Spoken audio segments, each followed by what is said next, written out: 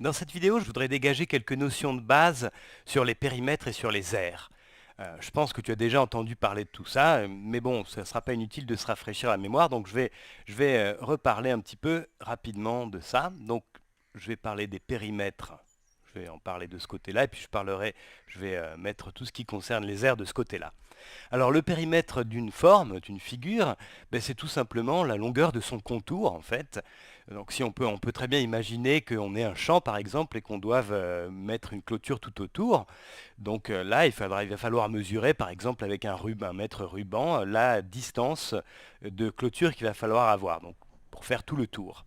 Donc on va prendre un exemple, on va dessiner un rectangle, ce qui est une forme assez simple. Voilà, donc un rectangle, qu'est-ce que c'est? Ben, c'est une forme qui a quatre côtés et puis quatre angles droits. Quatre côtés, quatre angles droits. Et puis on sait que les côtés opposés ont même mesure, donc celui-là, il a la même longueur que celui-ci, et celui-ci, il a la même longueur que celui-ci. Voilà. Bon, je vais nommer les sommets pour que ce soit un peu plus facile. Donc ici, ça va être A, celui-là, je vais l'appeler B, celui-ci, je vais l'appeler C, et celui-ci, je vais l'appeler D. Voilà. Alors, bon, maintenant, supposons qu'on nous donne aussi la longueur du côté AB et la longueur du côté BC. Donc, on nous dit par exemple que AB c'est égal à 7 et que BC c'est égal à 5. Voilà, par exemple. Alors maintenant, si on a envie de calculer le périmètre du rectangle ABCD, comment est-ce qu'on va faire? Je vais l'écrire ici. Périmètre de ABCD. Donc pour faire ça, qu'est-ce qu'on va faire? On va imaginer qu'on doit faire le tour du rectangle, donc on part par exemple de A, et on fait déjà le côté AB. Alors, quand on fait le côté AB, en fait, on nous dit que le AB mesure 7, donc si on fait le côté AB, on a fait une distance de 7, donc ça c'est déjà une première chose. Ensuite, il faut faire, on est arrivé en B, on doit aller jusqu'en C, donc on va faire le côté BC, celui-ci mesure 5, donc je dois ajouter 5. Et puis je suis arrivé en C, donc je dois encore aller jusqu'en D déjà. Et ça, ben, je sais que c'est la même chose, la même distance que le côté AB. Hein, le côté DC ou CD a la même longueur que le côté AB, donc c'est 7 aussi. Donc je dois encore ajouter 7. Donc là, je suis arrivé en D et je dois encore faire la longueur DA ou AD, c'est la même chose, qui mesure 5, exactement comme le côté BC. Alors, voilà, donc je dois ajouter encore 5. Alors maintenant, il suffit que je fasse cette addition. 7 plus 5, ça fait 12, plus 7, 19, plus 5, 24. Ou alors j'aurais pu aussi calculer, ici c'est 12, ici c'est 12, donc 12 plus 12, ça fait bien 24. Voilà, donc j'ai facilement calculé le périmètre du rectangle ABCD. Bon, on pourrait faire la même chose avec une autre figure. Par exemple, si on a un carré, je vais dessiner un carré. Je vais essayer de dessiner un carré à peu près joli. Voilà. Donc un carré, qu'est-ce que c'est? C'est un cas particulier de rectangle. C'est une figure qui a quatre côtés avec quatre angles droits. Et puis tous les côtés ont la même longueur. Donc je vais le nommer ici A, B, C, D. Et puis tous les côtés ont la même longueur. Donc ce côté-là, il a la même longueur que celui-ci, qui a la même longueur que celui-ci et qui a la même longueur que celui-ci. Voilà, les quatre côtés ont la même longueur. Du coup, je peux appeler x la longueur de chaque côté. Donc si j'ai x ici, j'ai x ici aussi, puis x ici aussi, puis x ici aussi. Voilà. Bon, je préfère écrire que c'est un carré. Hein. Voilà, cette figure-là, c'est un carré. Et puis si on connaît le périmètre de ce carré, alors par exemple, on va dire que ce carré, il a un périmètre un périmètre de 36 par exemple, eh bien, on va pouvoir déterminer la longueur du côté, la longueur de chaque côté. Alors, effectivement, comment est-ce qu'on peut faire ça?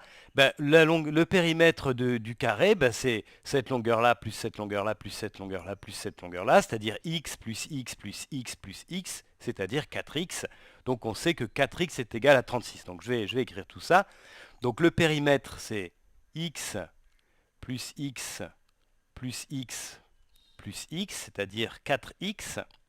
Et ça, eh bien, c'est égal à 36. C'est ce qu'on nous donne ici. Hein. C'est 36 qui est donné ici, puisque c'est le périmètre on nous dit que c'est le périmètre du carré.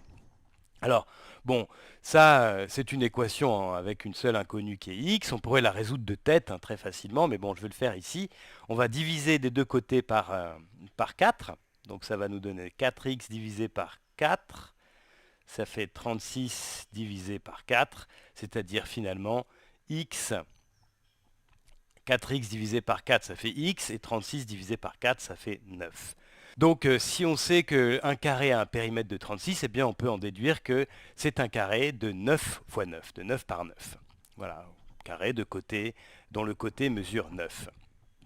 Alors voilà ce qu'on peut dire rapidement sur les périmètres. Maintenant on va parler un petit peu des aires. Alors en général, l'aire d'une figure, l'aire d'une surface, c'est la mesure de l'encombrement que ça prend sur une surface en 2 dimensions. Alors par exemple, une manière de voir ça, c'est de prendre des carrés de côté 1, donc c'est des carrés de 1 fois 1. Un carré de côté, ici ce côté-là c'est 1, ce côté-là c'est 1 aussi. Comme c'est un carré, en fait tous les côtés on mesure 1. Et on va dire que c'est un carré 1 par 1. Alors ça, c'est parce que, en fait, quand on a une figure en 2 dimensions, c'est important de nommer 2 dimensions, hein. Par exemple, ce rectangle-là, on pourra dire que c'est un rectangle de 7 par 5. Comme ça, on aura donné en fait la longueur de tous ses côtés, puisqu'on sait que c'est un rectangle, donc on sait que ce côté-là mesure 7, donc celui-ci mesure 7 aussi. Et si celui-ci mesure 5, alors l'autre aussi mesure 5. Donc quand on dit que c'est un rectangle de 7 par 5, en fait, on nomme les longueurs de tous ses côtés. Et ici, c'est pareil, quand on dit que c'est un carré de 1 par 1, on dit que c'est un carré de côté 1, donc tous les côtés ont longueur 1. Alors, une manière de voir l'aire d'une surface, l'aire d'une forme comme celle-là, par exemple, comme ce rectangle, eh bien, c'est d'essayer de le remplir avec des carrés de 1 par 1. En fait, ce carré de 1 par 1, on les utilise un peu comme une unité de mesure de surface. Donc, l'idée, c'est ça, c'est d'essayer de remplir ce rectangle par des carrés de 1 par 1, et puis ensuite, on va compter combien de carrés on a pu mettre dans cette figure-là. Alors ici, par exemple, pour remplir ce rectangle par des carrés de 1 par 1, je vais commencer par diviser la longueur AB ici en 7, puisque j'ai 7. Donc je peux avoir 7 segments de côté 1, de longueur 1. Donc je vais en faire 1, 2, 3, 4, 5, 6 et 7. Donc là, je peux tracer des bandes, en fait. Donc ce sont des bandes de largeur 1 que j'ai tracées ici. Et puis ensuite, donc celle-là n'est pas très belle. Bon, c'est pas très joliment fait, hein. Toutes les longueurs, les largeurs ici de chaque bande doivent être les mêmes, hein, normalement. Elles font toutes 1. Donc, je vais l'écrire ici. Et puis, je vais faire la même chose. Maintenant, je vais diviser la hauteur de ce rectangle. Ici, j'ai 5, donc je peux faire rentrer 5 segments de 1 unité. Donc, c'est ce que je vais faire. 1, 2, 3, 4 et 5. Voilà, donc là, je vais pouvoir tracer des bandes aussi. Donc là, c'est pareil, hein, la hauteur de chaque bande devrait être de 1. Et voilà. Et là, en fait, j'ai divisé ma surface ABCD, la surface du rectangle ABCD, en plusieurs petits carrés de 1 par 1. Voilà. Ça, c'est un carré de 1 par 1, ici. Et en fait, maintenant, je vais compter combien de carrés de 1 par 1 j'ai mis. Alors bon, en fait, ça, c'est directement une multiplication, hein, c'est la multiplication de 7 par 5. Parce que ici, j'ai 1, 2, 3, 4, 5, 6, 7 colonnes. Et puis 1, 2, 3, 4, 5, 5 lignes. Donc j'ai 7 fois 5 carrés de 1 par 1. Alors maintenant, du coup, je vais pouvoir écrire ce que c'est que l'aire de ce rectangle. Alors il y a une notation assez courante, hein, c'est d'utiliser un A rond, arrondi.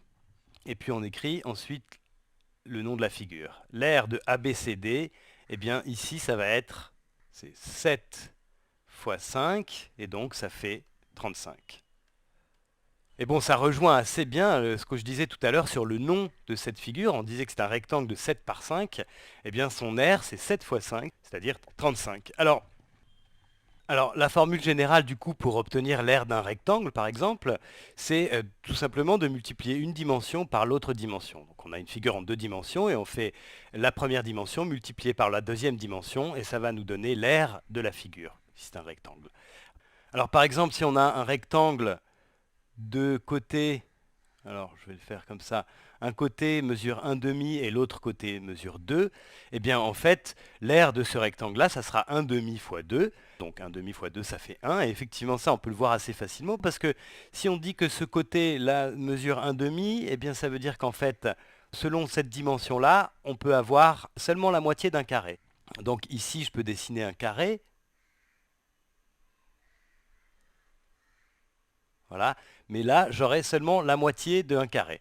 Et puis ici, j'ai aussi j'ai une autre moitié. Donc voilà, j'aurai une autre moitié. Et en fait, on voit qu'à ce moment-là, cette moitié-là, on pourrait très bien la mettre par ici et on aurait un carré de 1 par 1. Donc ça correspond tout à fait à ce qu'on a dit. L'aire de ce rectangle de 1 demi par 2, ça vaut 1. Alors maintenant, on peut aussi calculer l'aire d'un carré, comme on a fait tout à l'heure avec le périmètre. Alors si on se donne par exemple un carré, je vais dessiner un carré ici, voilà à peu près. Je vais l'appeler S, X, Y, Z. Et si par exemple je sais que ce carré, le côté vaut 3, c'est un carré de côté 3, donc c'est un carré de 3 par 3. Voilà. Alors si je veux calculer l'aire de ce carré, ben, je vais tout simplement écrire ça, puisque l'aire de S, l'aire du carré S, X, Y, Z, eh bien c'est un cas particulier de ce qu'on a vu tout à l'heure. Il faut faire tout simplement une dimension par l'autre dimension, donc ça fait 3 par 3. Et ça, c'est ce qu'on écrit comme 3 au carré. Alors effectivement, là on comprend aussi pourquoi on dit 3 au carré, parce que c'est simplement l'aire du carré de côté 3. 3 fois 3, 3 au carré, ça fait 9. Et effectivement, on voit très facilement que dans ce carré S, X, Y, Z, on peut très bien placer 9 carrés de 1 par 1, puisqu'on peut le diviser en 3 bandes et puis ensuite en 3 lignes. Et là, on voit qu'on a pu placer 9 petits carrés de 1 par 1 dans notre carré S, X, Y, Z.